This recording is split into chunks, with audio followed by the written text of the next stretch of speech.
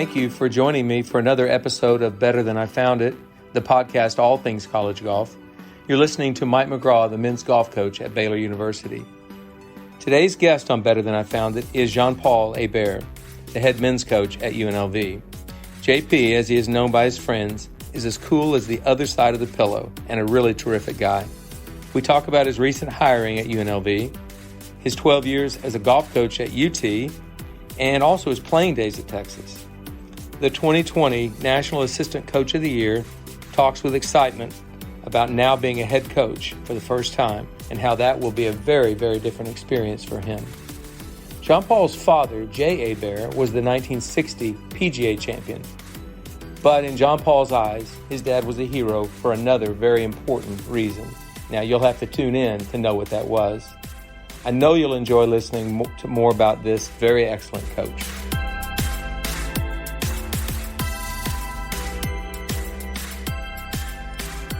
All right, Better Than I Found It listeners, join me in welcoming Jean-Paul Hebert to the podcast. JP, thanks for joining me today.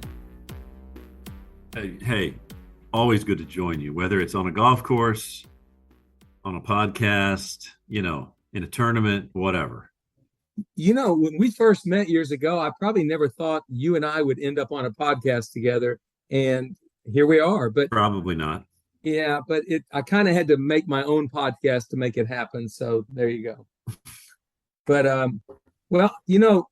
thank you for joining me. And I think congratulations are in order on two accounts. One, 2 months ago, you and your Texas Longhorns captured the national championship out at Greyhawk. Fantastic. And just a month ago, you became the head golf coach at UNLV. Your life has changed a lot in the last 3 months.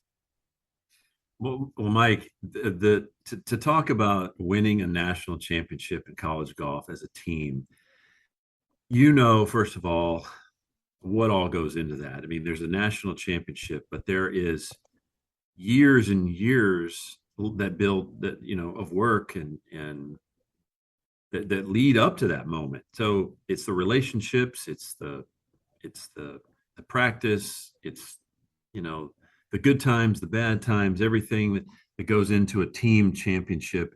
And if anybody, knows how hard that is to win, it's people like you and I that have been around for a little while. So to win as a team there's really nothing more fun, nothing more satisfying in college golf than to win as a team. And, we had a couple second place finishes. We had a couple runner-up finishes at Texas, 2016 with Bo Hostler kind of blowing out his shoulder labrum that year. And then in 2019, we were also the runner-up team. So here we are, 2022, we're going up against Arizona State, basically in their backyard. And I'm thinking, oh my gosh, here we go. It's gonna, how are we gonna figure out how to win this thing?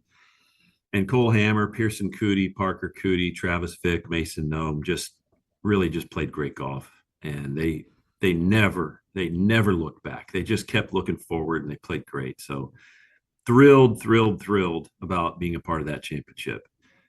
Yeah. And you know what, JP, when we saw the recruits you guys got in 2018 and then followed it up in 2019, I mean, it was pretty obvious something special was going to happen at some point. You just kind of knew it was. And by gosh, it right. Sure did. But you're never guaranteed anything in golf. No. And if you will also remember, in those two classes in the state of Texas, 2018, 2019 were exceptional years of deep, strong talent of golf in the state of Texas. Yes. And so, we were fortunate to have that group of guys and to win a championship with 5 Texans. To me, being a Texan, I think just makes it even a little sweeter. Well, in 2017, we made match play at Rich Harvest Farms with 5 Texans. And that's something that you kind of look back on and you think, I'm sure glad I recruited all those kids. And that's right. A special deal. I think they'll be talking about it for years to come. So congratulations. Right. And we're going to talk about your former boss, John Fields, here in a little while, because I want to find out why that guy's so good. And you're going to tell me. I will tell you. Okay. I want to hear it. But before we get into the coaching aspect of this podcast today, I want to talk a little bit about, most people don't think of you having been a player, but you really were. You played really, really good golf at the University of Texas. You were part of 4 Southwest Conference championship teams. You finished third, I believe, in the NCAA championship individually. Is that correct? That's right, 1993. Okay, and that was in Kentucky, maybe? Yes, yes. Okay. And then you had as a teammate one of the best players in the history of the state of Texas, Justin Leonard. He I mean, wasn't you bad. guys were really awesome, and you didn't win a national championship as a team. That's kind of hard to believe. You guys had some great teams. We had some really, really good teams and good guys at Texas. Coach Jimmy Clayton was our coach back then in the 80s and most of the 90s. But yeah, I played college golf with Justin Leonard for 4 years, Harrison Fraser for 3 years. I overlapped with Omar Uresti for a year or two, and then a bunch of other really good players. But we finished second our senior, me and Justin, our senior year, 94 at Stonebridge up in McKinney. And that kind of stuck with me for a while, and even into my coaching days. But yeah, I was a good player. I was raised by Hmm. guys that knew a thing or two about golf and competitive golf. I was one of those lucky guys that grew up around greats of the game, the guys that won majors.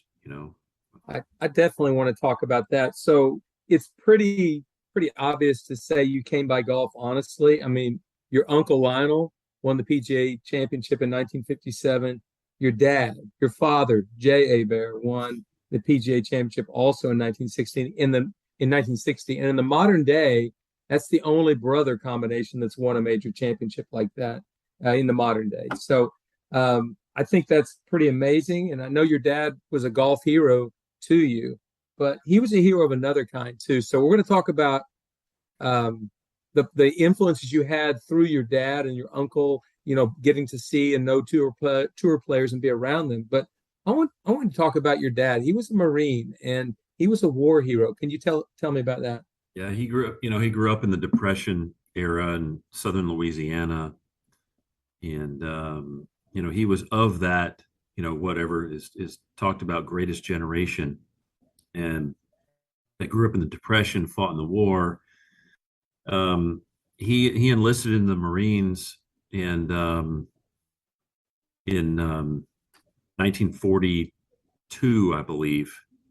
But after 2.5 years of training, military training, he rose to the level of captain in the Marines, and he was in the 5th wave of Marines that stormed the beach of Iwo Jima, Hmm. and there were 90,000 troops, along with some Australian troops that they thought they knew what they were getting into there at Iwo, but I don't think really anybody was prepared to have to deal with what they had to deal with. But it was the bloodiest battle of World War II, and a lot of lives were lost, a lot of blood was shed. But he was wounded on about the 3rd week he was there. He was running out to really retrieve a fellow soldier of his that had been hit, and he kind of ran out to grab him and put him in his foxhole, and he's running back to his foxhole, and he just had a feeling, he just had a sense to just maybe duck, and he ducked, and a sniper round came and ricocheted off his helmet and into his thigh, and it didn't come out the other end. It didn't hit the femoral artery, it didn't hit the femur, but it was a serious wound. It got him off the island, got him back home. He recovered in New Orleans in a hospital for nearly a year, and he got back to playing golf. And before you know it, in 1947, he's playing college golf at Louisiana State, and they win a national championship. Hmm. It's crazy stuff to think about. A 21-year-old, 22, 23-year-old kid dealing with life and death and survival, and then here's golf that's sitting out there. Totally different perspective than what we can even Completely imagine different today. perspective, and I think it's really cool that he was a Purple Heart winner and then won a national championship right after the war. The first U.S. Open champion after World War II was Lloyd Mangrum, who got a Purple Heart at the Battle of the Bulge, and I think that's just so appropriate that the first U.S. Open champion after World War II was a soldier that had fought in the war. His Purple Heart and it today, and a few other items from Iwo Jima, including a kind of a Japanese rifle that he had kind of taken, are on display at Oakbourne Country Club in Lafayette, Louisiana, in the Jay and Lionel Hebert room. So, our family, we're happy to have that stuff out there, Ryder Cup bags and letters from who knows who. But man, to be raised by those guys, but then what comes with those guys is their contemporaries and those other guys that they were friends with that I was also raised by and influenced by. So tell me about some of those stories of tour players that kind of were uncles to you, sort of. Yeah, well, starting with Jay and Lionel Hebert, and my uncle, Jay and Lionel, Jackie Burke. My dad was Jackie's best man twice. Jackie's 99, still alive today. He's out of Champions Golf Club every day. He's the oldest living major champion. That's right. And he's the oldest major champion to have lived. Well, whatever the wording is, he's the oldest that any major champion has lived. To me. Yes. But a bunch of guys. Gardner Dickinson was a guy that was around a lot. He was on that national championship team with your father. Yeah, he was, and he has maybe the best Ryder Cup record from a percentage point standpoint. 9-1 Ryder Cup record. Wow. Yeah. But guys like Shelley Mayfield, Johnny Pott, Claude Harmon, Jimmy Demerit, Jackson Bradley, Mike Suchak. And then, you show up to some of these events, and there's Sam Snead, and there's Julius Boros, and then it was just a different time. It was a storyteller generation time. You would have fit right in. They sat around and they told stories, and they didn't have social media. They had to tell stories. Yeah, that's right. They were storytellers. And so I'm pretty lucky, Mike, when it comes to this golf stuff. Yeah, I think you've done just fine for yourself, but that's great. Thank you for sharing that about your dad. I think it's pretty amazing. We're not going to have a lot of, I don't think, war heroes winning majors going forward. I don't know if it'll happen again.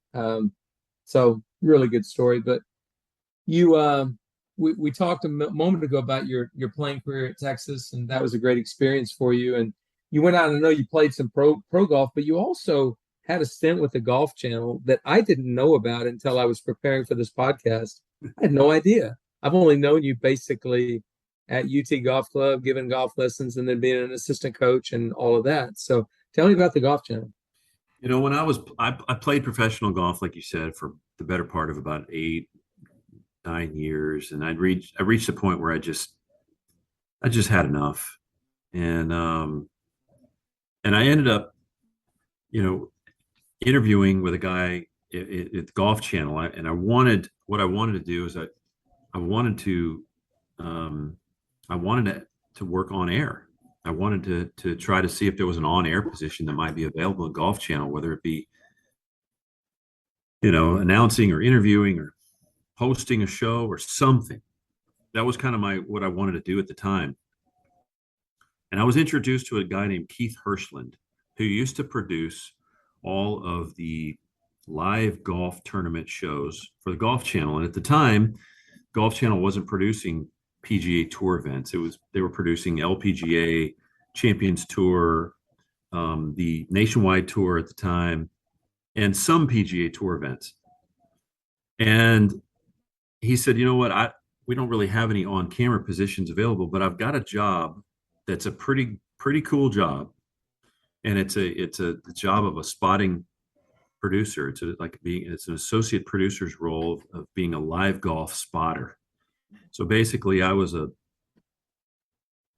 golf guy in a television truck full of television people, and I kind of just helped with the flow of the live golf. which is really, really tricky to do to produce live golf and television. It's almost, I mean, well, there's no TV timeouts like you see in other sports. There's innings, there's quarters, there's automatic TV timeouts. In golf, the golf tournament is just being played, and then the cameras are out there and the announcers are going, and they're just covering the golf tournament as best they can using live golf and shots on tape. And so it's really, really important that the timing is right, and that that that you're getting things in sequence. And so I was a part of that, and it was something I did for probably 15 to 20 weeks a year. So it really wasn't like a career, but it was a really great job, and I met a lot of great people that are still today working out there in television. And I supplemented all those weeks by working at the University of Texas Golf Club as one of the golf professionals. And I earned my PGA membership during that time. And a good friend of mine, Steve Tremere, who was actually a roommate of mine at Texas. But he started out at Oklahoma State. Most people don't know that. That's right. He was a tremendous junior golfer, was recruited to play at Oklahoma State. It didn't necessarily work out well there for him. Mm-hmm. He transferred to Texas, got a business degree, and he's been a really, really influential guy in the game of golf in Austin, really for about the last 30 years. And he's still the general manager, COO of the UT Golf Club in Austin. And so I was working, at the UT Golf Club. I was traveling and working for Golf Channel and CBS. And then one day, Coach Fields and I, we'd gotten to know each other a little bit. We're talking, and this is November 2010. And he said, you know what, John Paul, I've kind of got an idea. I'd like for you to be my volunteer coach. And I thought, yeah, okay, yeah, sure. I'll kind of practice with the guys, maybe a little bit, get to know them. He said, no, I'm thinking I want you to travel with us to every tournament. I'd like for you to help me with our alumni, and I'd like for you to work with a guy on our team named Cody Gribble. See, before this, John is a smart guy. I've known that. And before we're through with this podcast, you're going to tell me all his secrets, and you're telling everybody else all his secrets. He's a big idea guy. Yeah. He loves golf. He has a lot of energy. He just has a work ethic like very few people I've ever known. But he comes up with a lot of ideas, big ideas. I mean, sometimes I'm afraid of a big idea. Sometimes I like a nice, simple, smooth idea. But Coach Fields likes these big, scary ideas, and I kind of went with it.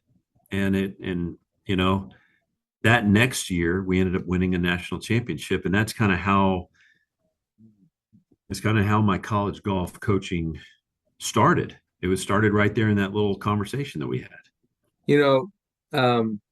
I worked for Mike Holder for many, many years, and he was very much like that too. Incredible work ethic, but also a big idea guy, always trying to push the envelope and do something different. So John gets you in there. I don't think it's an accident you guys won a national championship the next year. It didn't hurt that Jordan Spieth joined the squad. That was good. That didn't hurt. But I know you had a big influence on Cody's career, Cody Gribble. But if I can just briefly, if you give me a second, just kind of go over the last 10 or 12 years at University of Texas while you were there. You won 2 national championships. You were runner-up twice, 5th another 2 times. I think you won conference championships maybe 4 or 5 while you were there. Is that correct? That's right. Yeah. And there was 5 in a row there for a little while, like 13 through 17. Yes. But I mean, the idea is it's been kind of silly good for you guys for over 10 years. And you got to be there for all of that, part of it as the volunteer assistant. But I noticed John did something with you that not all volunteer assistant coaches get to do. And that is you got to coach a lot. You didn't just walk along and give them a bottle of water. You actually coached. You're right. I walked with Cody Gribble in the 2011 national championship, which was at still, was at Carson Creek. Yep. And that was the first, I asked Coach, I said, you know what, let me go with Cody today.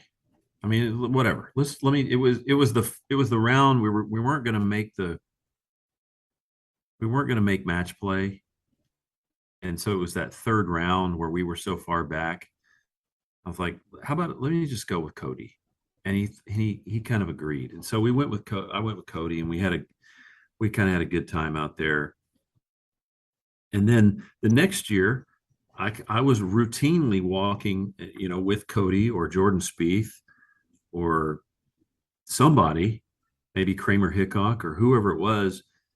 And he was also letting Ryan Murphy, who was the full-time assistant coach, kind of coach as well. So, for a guy like Coach Fields to be able to sit back and let two other guys really kind of do the coaching, because he believed that it was actually working, I think says a lot about Coach Fields as far as like his, how many head coaches would do that?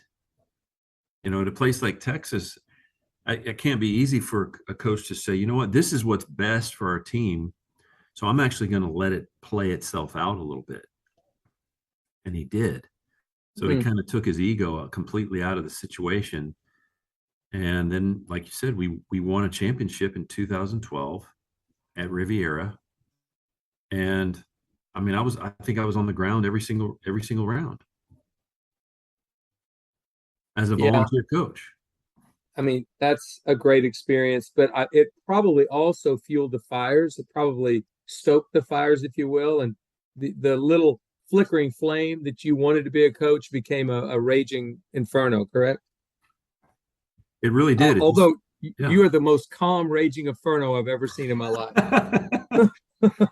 Yeah, well, I talk slower and I walk slower than I realize that I do. So things don't feel like they're moving very slowly until I watch it on video or I listen to my voice. But I just felt like, it felt right. It felt good. It felt in college golf, it felt like it was something that I understood.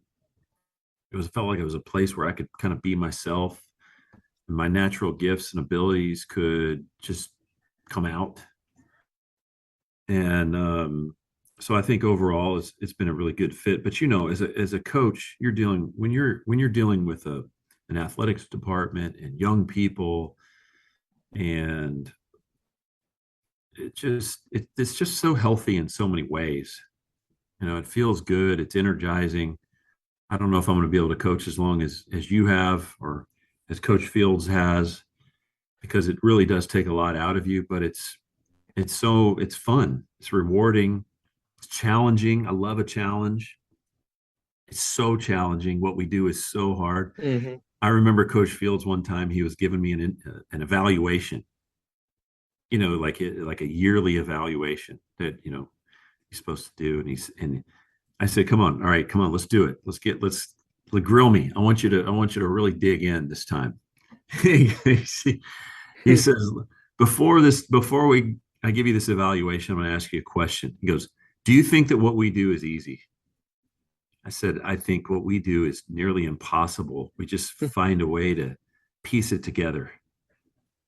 And it's true. It's so hard. You think about all the things that we do as coaches in a year, a full calendar year, all the things that go into the team, each player, each family, every little day is a completely new, twist. So I have a lot of respect for coaches that have been doing this for a long time. Well, what I think is really cool about the story you just told me is that John's got an ego just like you and me. I mean, everybody has one. Sure. But he had the wisdom to push that aside and say, you know what? The kids are really playing well with these other two guys in there. I think I'll just be in the gallery. And I think that's something you as a younger coach could learn. I mean, to me, it's like I'm learning right now just thinking about it. I knew that dynamic happened, but I didn't know it was as intentional as it was. And so that's really good to hear. Right. And at the time, really volunteer coaches were not coaching, really. None. Maybe a few, maybe a couple, and they Yeah, still don't really. They still not don't. much, not much. No. So he gave you an opportunity, and I think it's the reason you're the head coach at UNLV today, because he gave you the I mean, he put you right in the fire, and you loved it, and this is what I'm going to do. But I'm going to say something else. We talked about all the team accomplishments that you guys had during that time, but I think you and John have to be the only two coaches to have coached two future world #1 players. I just don't think it's happened. So Jordan Spieth and Scotty Scheffler. I mean, that's pretty mind-boggling to think about. When Jordan came on campus, fall of 2011, he was #2 ranked player in the world in the world, #2 ranked world amateur golfer, behind Patrick Cantlay. And you could just tell instantly this guy was ready to go. Yeah, he was ready to go. In his very first college tournament, we're playing at Old Overton in Birmingham. This is his very first college golf tournament. We're getting ready for a 36-hole day. It's kind of a cold morning, and he's hitting a few balls about 15 minutes before his 36-hole day. And I'm standing right there with him. And he hits a driver, and it was kind of a funny-looking ball. And then he hits another one, and it was kind of another funny-looking ball. And he looked at his driver face. It was cracked. okay. And he goes, JP, driver's cracked. I mean, what? It's cracked. Let me look. What do I get? He's teeing off in 15 minutes, and he's having a little freak-out moment. I said, look, you just go start with a 3-wood. Coach Fields and I we'll find you a replacement driver. Okay? Here, give me the driver. So he goes over to the tee, and Coach Fields and I are going to go in the clubhouse, and we're going to try to find a driver for him. And Jordan says, look, just anything, 9.5, stiff, whatever, anything. So we're like, all right, fine. So we go in the clubhouse, and there's just these random mixes of demo sets sitting there. And the guy there says, here, yeah, sure, go ahead, look through. We said, we've got this freshman that just cracked a driver. Could we find it? So we find this, like a Ping G10 or something. It was like a 3 or 4-year-old model, 9.5 degrees, stiff. We're like, this is the one. So we walk it out there kind of quickly to the first tee. He takes it, puts it in his hand, gives it a couple little waggles, takes a couple practice swings. Okay, fine. They call his name. He stripes it, shoots 66 in the first round. First round of college golf. Did you think he might be pretty good with a rental driver? Started this way. And he finished outside the top 6, I think, that year one time. And it was in Las Vegas at Southern Highlands. So he was just so ready. He was so polished. He could hit any shot with any club already as an 18-year-old. It was kind of freaky. Well, the first time I saw him was in Dallas. I was at Oklahoma State at the time, and I'd heard about this kid, and I was going down to watch Taylor Gooch play anyway. And they played together. And I thought to myself, this kid's really good. I mean, it's like, I think he was a year younger than Taylor, but it was like, there's no question this guy has what it takes. And that's pretty easy for me to say now, but it's the truth. I just said it. This guy is great. And, that was a great job of John getting him. I actually got him on a visit to Oklahoma State, which I thought was an accomplishment to get him. I think Oklahoma State, I think it kind of came down to Oak State and Texas. It did. And he said, hey, Coach, you made my decision hard. I said, wow, that's still second place, Jordan. I'm still runner-up. But anyway, what a great freshman and a future world #1. And then obviously Scotty Scheffler. You probably didn't have anything to do with recruiting Jordan because you were the volunteer assistant, but I know you did Scotty. Tell me about that process. Just indirectly more. I was still the volunteer coach, so I could recruit him, when he was on campus, and I was able to be around him and recruit him, and I was caddying, and I was around him. But, Coach Fields and Coach Murphy did all the hard recruiting there. Right. So Scotty comes in as a freshman. Scotty and Doug Gim actually come in as a freshman the same year that I came in full time to coach in fall of 2014. And Scotty had grown. I mean, he had grown like, almost a foot in 2 years. And he was just this big guy that was kind of still trying to get used to his body. And he was a good athlete. He played 4 years of high school basketball. But he had this ability to shoot low scores. He had incredible short game, great hands, could scramble. Scotty Scheffler, Coach Fields would occasionally call him Sevy Bias Scheffler because when he would hit a shot, I mean, he could hit a shot just completely in the wrong direction and in strange places, but he would get over there and it's like he would just light up on the inside with this new challenge of pulling off some incredible like recovery shot. He was just a great recovery player. And the older he got, especially as a pro, figured out what really works. He and Randy Smith, Scotty has never changed. He keeps everything the same. Bruce Litsky did that same thing. Never changed. Never changed. He keeps Randy Smith is his instructor. Blake Smith, Randy's son, is his agent. He's married his, I don't know, I guess longtime sweetheart girlfriend, Meredith. He just keeps things simple, and doesn't worry. When things aren't clicking perfectly, he doesn't freak out. He sticks to what he knows, goes back and sees Randy, talks to Meredith, hangs out with family, and all that stuff it works for him. And most people in golf, when you have a few bad weeks, you start freaking out. Maybe you think you got to change everything. And Scotty Scheffler is the opposite. He sticks with what he knows, and it's obviously worked. There's some genius in there. I wish more people would do that and listen to that advice. A lot of genius in there. Well, so go ahead. I was going to say, those two guys are standouts, but there's a few others in these 10 or 12 years at Texas that have remarkable college careers. Bo Hostler, for one, Haskins Award winner. He won probably 6 times in college golf. I think his best golf is in front of him. Doug Gim, great 4-year All-American. Mm-hmm. Guy and then Kramer Hickok, Cody Gribble, Gavin Hall. There's Brandon Stone, Dylan Fratelli. Hey, let's talk about Gavin real quick. Yeah. So this is a little known fact.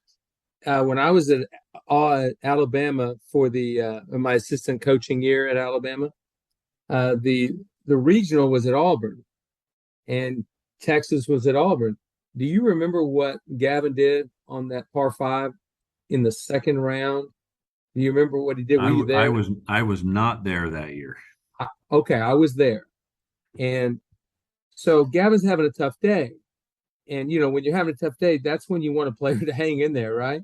Yeah. And he hooks this tee ball on this par 5 into a forest. And the real play probably would have been to go back to the tee. And I'm walking his group. But he didn't. He tried to hit it out of there, and it took him 2, 3, 4, 5. It took him 5 shots to get out of there. So he's 225 yards from the green, laying 5 or 6, and he knocks it in the hole with a 2-iron or something for a double bogey. Best double bogey ever. Ever best double bogey. And his score counted that day in Texas. The next day ended up making it by 1 shot. So I think that's a lesson, and you just never give up. And he didn't. He knocked that 2-iron, laced it like a tour star. I'll never forget that shot as long as I live, because it made a difference the next day for the Longhorn. So many good players in this most recent this most recent team. Cole Hammer, Pearson Coody, Parker Coody, Travis Vick, Mason Nome. Who knows? who knows in golf, but it's hard to compare guys because they're all different. But Coach Fields, another thing about Coach Fields, he really just believes in, and I do too. Kind of staying out of the way. You're trying to set the tone in the right way, and you're trying to keep things organized, and you're trying to maintain order on the team. But as far as each guy playing their game, I was never micromanaged by Coach Clayton. I was never micromanaged as a coach by Coach Fields, and all the best players that we've ever seen were all very, very self-motivated guys. And so we didn't really want to get in the way of them, but we wanted to be there, right there for them if they ever needed anything. So are you saying sometimes less is more? A lot of the times, yes, I'm saying less is more. That's what I think too.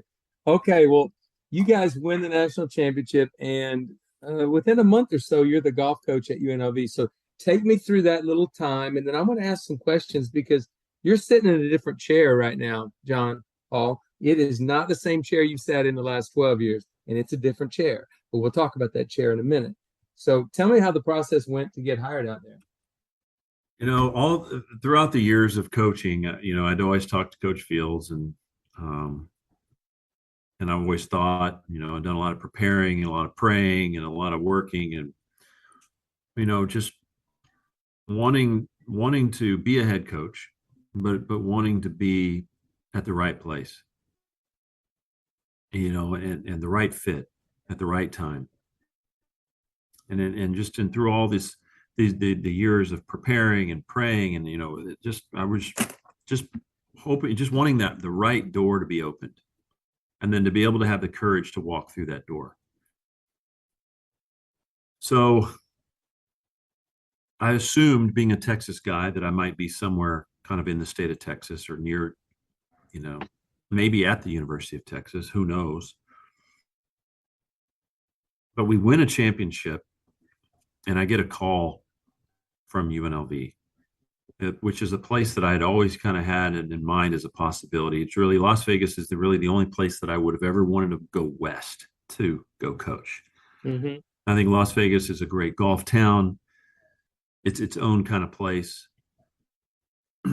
It's a one of a kind place, and I'm a golf guy, and there's just too many positives there. The great golf history, good golf school, a lot of players on tour. Actually, next year there will likely be 7 former Rebels, either on the PGA Tour or the Live Tour, depending on what happens. So I go gladly. I go for an interview, and a couple days, and come back and wondering, you don't really know if you're going to get an offer. And didn't hear anything for 2 or 3 days, and I get a call during the middle of our camp, UT golf camp,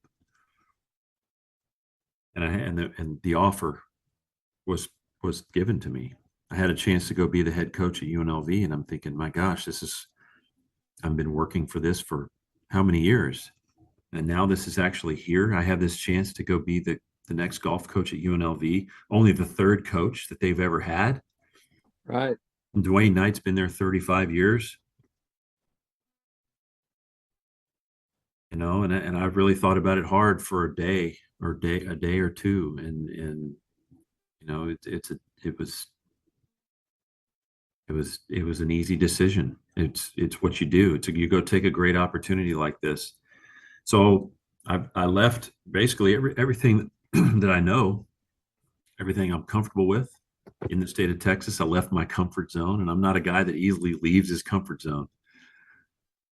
And I've moved to Las Vegas, and we've got this, young group of guys. I mean, a really, really good group of kids that they're just hungry, and they've been through a lot, through a coaching change and through COVID, and just a tough few years. And these guys are, I love these kids already, and I'm just getting to know them. Well, And, I you think they're know, going to love you. well, I think they're glad that you showed up. That's what I yeah, think. I think so too. And so, getting adjusted. I've moved from Austin to Las Vegas, getting adjusted, and I'm excited about being a head coach. Gosh, I'm a head coach, Mike, at a place like at a golf program like UNLV. It's a big deal. Definitely a golf program. And before we get to you being the head coach, I want to I give you high marks on keeping AJ as your assistant. I think AJ McInerney is an up and comer. He's awesome. Was a great player at UNLV. Really good guy, and I know he's going to help you make the transition a whole lot easier. Great guy. He is a really good guy. He and I have grown close very quickly. And he's just a good old, just good guy. Hmm. He's a golf guy. He loves it. He works hard. Um, he's pretty level-headed. He's kind of got a good head on his shoulders. He's 28. He's young. He's married. He's a good husband. I think he's going to be a really good head coach at the right place and the right time. There's no question about it. So he and I have had a lot of fun, just working together. We talk 3 or 4 times a day. Yeah. And we're on the same page. And you know what? And being an assistant coach for so many years, I'm so, it helps me so much having been an assistant coach for so many years, because I feel like I can communicate to him in a way that I always liked being communicated to as an assistant. You know, Right. I And you're think gonna we're like two head coaches in my mind, in a way. absolutely, but you're gonna lean on him big time this year. Trust me, Oh, you're gonna lean on him I hard. already have. Good. He's been great. That's awesome. But what I warned you about earlier, it's a different chair you're sitting in than the assistant coach's chair. Do you feel it yet or not? Yeah, I feel it. I feel it. I feel a lot of things. As an assistant coach at Texas, you have an attitude. You kind of have a just a fearless attitude about you. Because ultimately you're not at risk. And so, as the head coach, I've tried to keep that same perspective as much as possible, though. You know what I mean? Mm-hmm. Try to maintain that a little bit of, um, carelessness, if you will, into the role, knowing that, yeah, it's all my responsibility, you know. But hey, you know what? We're in golf. It's college golf, and I've always said that, there's two paradigms that I try to think about college golf. It's, on one hand, it's really, really serious, and you're dealing with kids and families and hopes and dreams and expectations and, all this stuff. It's big, big time, deep stuff. But on the other side, it's college golf. And I think about that almost every day. And it helps me just keep things in check, because at the end of the day, you know what? It is college golf, and it's supposed to be fun. It's Mm-hmm. college golf. What if you can't have fun in college golf, then, man, where can you have fun? So, Yeah, and it's probably the last true spot where it's truly a blast. When you become a professional, when you miss the cut, that's not a blast. And when you don't play well in a college golf tournament, you still have your teammates to support you, and you're going back to campus. I mean, it's the greatest gig going. it's great. It's great. And man, being a part of a team, um, the players love it. They, and there's that balance between individual and team. It's an individual game, but it's a team environment. So, yeah, I can feel it, Mike. I mean, it's tough. I feel the stress. I feel the pressure. I'm getting just adjusted to a whole new part of the country. I mean, I'm over here coaching recruiting and coaching against guys that have been over here 10 plus years. I'm in Las Vegas, Nevada. I'm in Las Vegas, Nevada. I'm in the middle of the South, of the West and the Southwest. And so I think the challenge is part of the fun. It's going to be tough. It's going to be grueling, but you know what? That's the way it is. Yeah, and that's another thing. Your paradigm you talked about a moment ago, but you're going to have a paradigm shift in recruiting because you won't be recruiting the exact same kids. You'll be recruiting more West. You might recruit some internationally, but it's just a different dynamic altogether, but a great challenge. That's going to be the fun for you, I think. Oh, I know, and that's part of the reason why I'm here, because it is a new challenge, and I've kind of wanted that challenge. I love Texas with all my heart. I love Texas. I love the University of Texas. It's my home. It's my heart. But right now I'm the coach at UNLV, Nevada, Las Vegas. Very, very proud place. And so and looking forward to seeing Dwayne Knight did a great job of building one of the top programs in the country for a long, long time. So he doesn't have you at rock bottom, and that's a good thing. Oh, there's a lot of respect for Coach Knight. There's no question about it. He came out of that New Mexico coaching tree that John Fields came out of. Yeah, he was Coach Fields' coach at New Mexico. Yes. So Dwayne coached in New Mexico, and Coach Fields was there with Tommy Armour III and Kurt Byram, and quite a few other good players. And then when Coach Knight left New Mexico to go to UNLV, Coach Fields was offered the job. And he was a club professional. He was a PGA professional. And he told me the story. He said he went into the office Coach Knight's old office at New Mexico, and there was basically nothing there except a ballpoint pen. And he really just had no idea where to start. And so he kind of started talking to people and asking questions and networking. And he just did what he does every day, gets up early, and he works hard. And he built, and I think by the second year he was there 10 years at New Mexico, and he went to the NCAA championship 9 out of the 10 years he was there. Yeah, and he hosted the national championship twice, didn't he? That's right, 92 and 98 he hosted. Yeah. 92 was when Phil Mickelson won, and the University of Arizona won, and then 98 was the 1 year that UNLV actually won, when Dwayne brought his guys back and they won.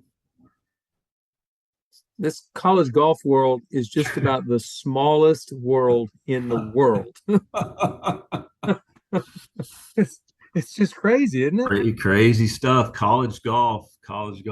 It's college golf, Mike.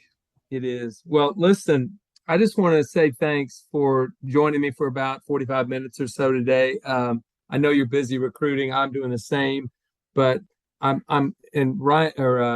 Bjerch-Andresen, my assistant, will tell you I'm a streak guy. So I think I'm 107 Mondays in a row. So I've got to find somebody to interview, and you were the perfect guy. We're both in the middle of a recruiting deal, but we took either the time. That or you had nowhere to go, and you thought, you know what, maybe let me dig down deep, pull this JP card here, and see if he'll do it. Well, I don't think I had to dig very deep, but I will say this: I really look forward to watching what you build there and how you do at UNLV. I think you're going to be fantastic, and I know our paths are going to cross, even though we're not necessarily in the same exact recruiting circles. But I'll see you at college golf tournaments.